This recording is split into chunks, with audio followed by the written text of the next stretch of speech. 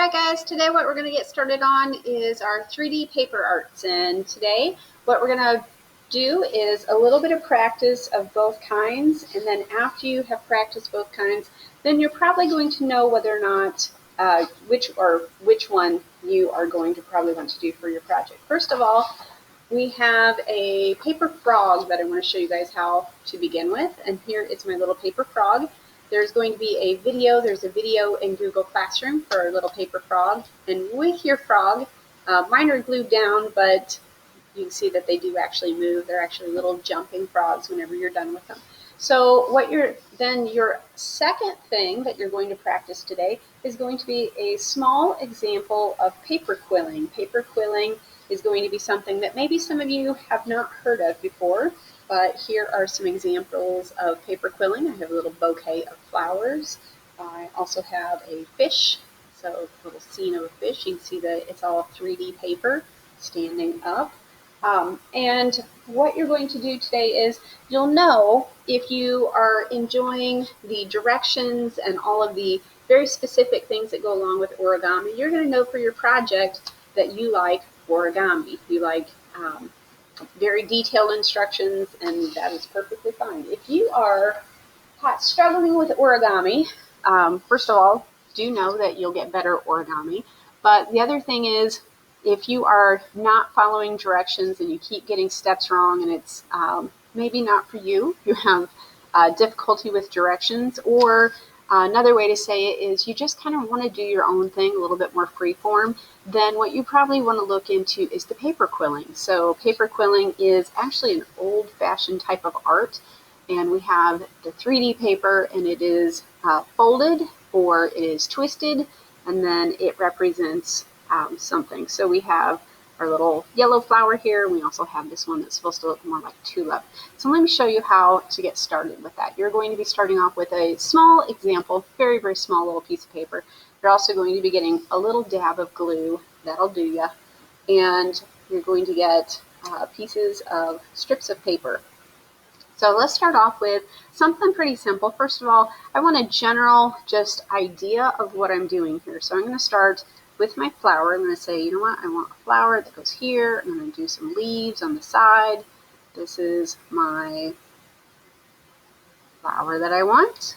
All right, next up what we have is I need to start thinking about how I can fold my pieces of paper. When I fold these, what is kind of helpful is not chopping them into little itty bitty bits. So if you have like little pieces, these are going to be tougher to glue down and keep in place. Instead, it's the paper folding that is going to help you out with how to do some of this. So let's see here.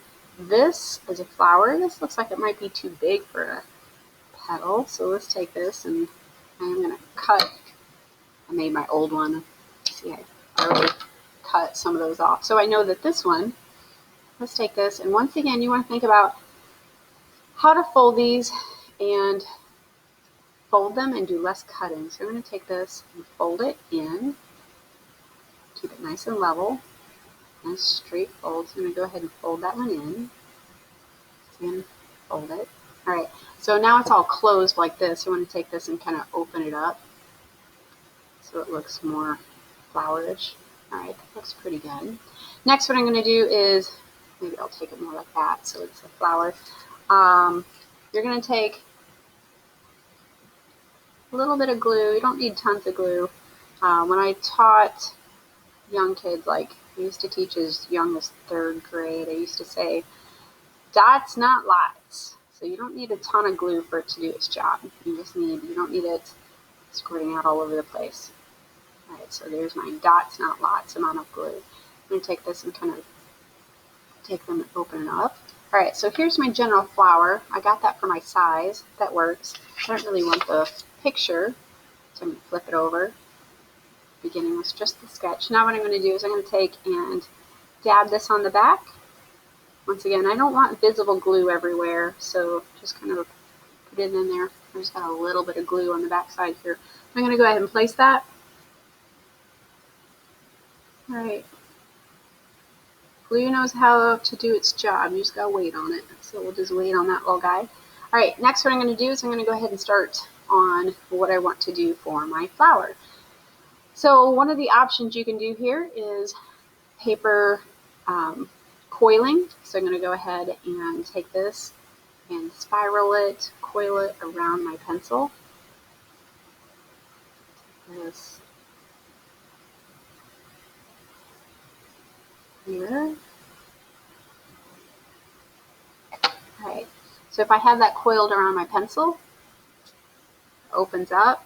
You can see that it opens up possibly to a size that you want, but then it just keeps on going and maybe a little bit too big. So on this one, I'm going to go ahead and make this smaller. Let me show you how to make it smaller. Take and hold that in the center. And take it smaller than the pencil. And twirl the rest of this, or swirl the rest of that around. Something else that kind of helps is on this one, you can tell there or not, but I kind of folded it just a little bit. Let me show you what I did. So if I take this one, it just keeps spiraling in a circle. What I'm going to do is I'm going to kind of fold it just a little bit, fold it just a little bit. Now whenever I let that go, it's still going to open up, but it has a little bit more of like a texture or something going on here. Alright, that one looks good. I like that. Then what I'm going to do is I'm going to go ahead and glue the end of it. So glue here. Take that down. I'm going to take and dab my spiral. Once again, you don't need tons. Take that, close it down.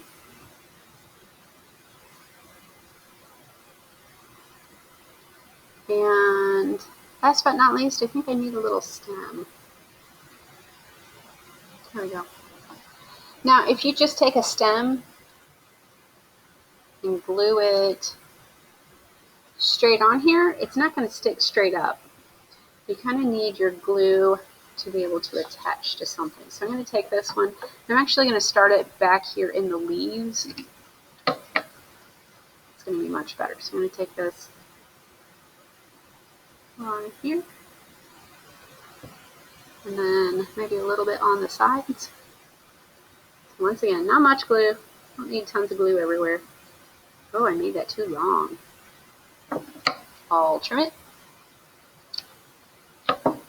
Here we go. That's better. There we go. I'm take a little bit more glue. I try not to touch the glue. This I wanted to close down just a little bit. So I'm going to take that here. All right.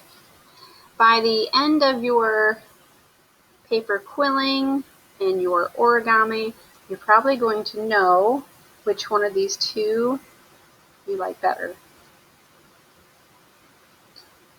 Here's another option. I also had like a little tulip off to the side here. Make a little flower. Once again, you don't have to make flowers. We're just doing it for your example one.